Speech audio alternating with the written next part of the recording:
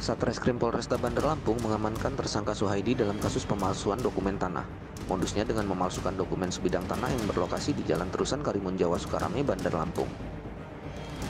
Hari ini kita akan melaksanakan press conference mengenai salah satu bagian dari mafia tanah. Ya, ini pelaku namanya atas nama Suhaidi alias Edi Bagong. Ya. Edi Bagong saat ini kita menangani 4 perkara yang terkait tanah yang diduga pelaku utamanya adalah Edi Bagong.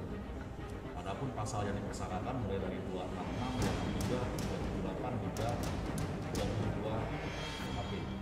Untuk perkara ini, jadi perlu kami jelaskan bahwa Edi Bagong ini membeli tanah dari warga, ya, membeli tanah dari warga dari satu orang atas nama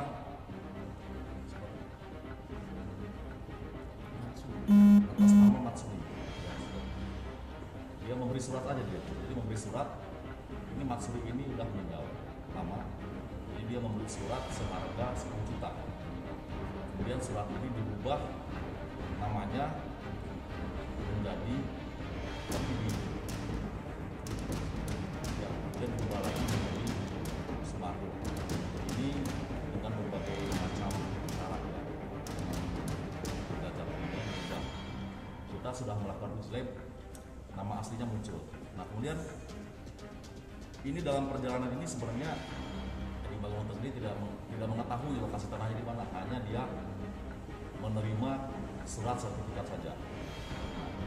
Kemudian surat tersebut dijual oleh Edi Bagong kepada S seharga 2,6 miliar. Dengan dia menunjukkan lokasinya di daerah Sukarame. Ya. Di Sukarame kita sudah melakukan pengecekan juga kepada surat tersebut, kita sudah amankan, ya. Dan ini untuk kasus yang kedua yang kita sidik terhadap Edi Bagong tersebut. Kemudian untuk yang satu lagi,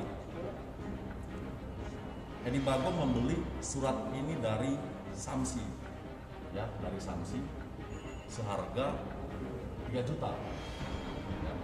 Seharga 3 juta, kemudian dirubah namanya menjadi Sunaryo. Tadi Sunaryo, ini menjadi Sunaryo. Dijual ke orang lain seharga 850 juta. Ya, dengan mengklaim lokasi tanahnya antara yang tadi dijual 2,6 dengan 850 juta sama tanahnya di sana.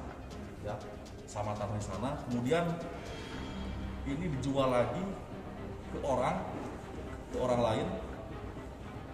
Ini ributlah sama dia ribut antar pemilik tersebut. Kemudian muncullah gugatan perdata yang dimenangkan oleh pembeli yang 850 juta.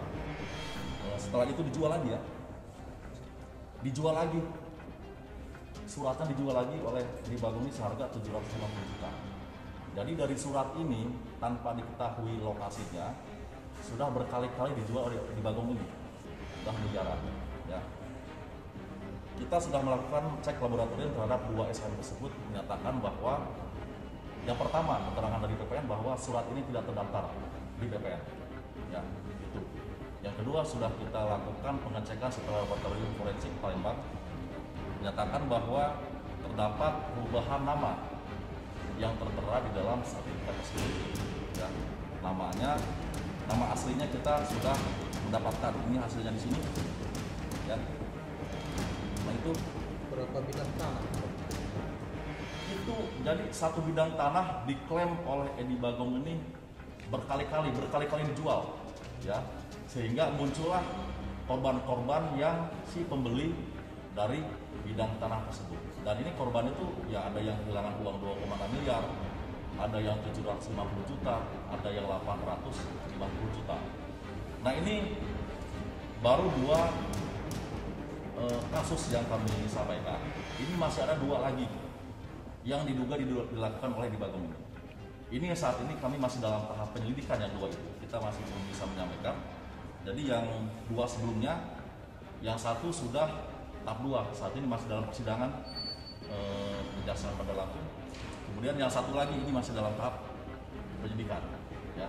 Jadi sebenarnya di Edi Bagong ini banyak korban-korban lain yang hanya memanfaatkan tanah yang kosong, kemudian dia membeli surat-surat tanah dari orang tua orang dulu.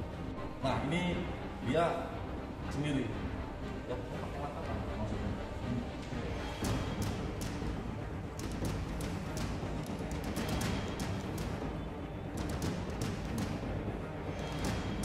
Jadi ini memang ada yang dibawa dikit-dikit, ya kan? Kemudian ditimpah lagi tulisannya.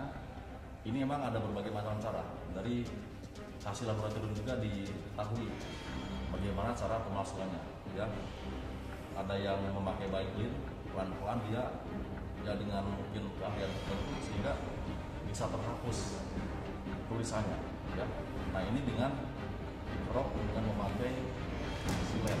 Aparat kepolisian masih terus mendalami kasus ini dan akan terus berupaya mengungkap kasus berkaitan dengan pertanahan lainnya. Muhammad Arif, radarlampung.co.id melaporkan.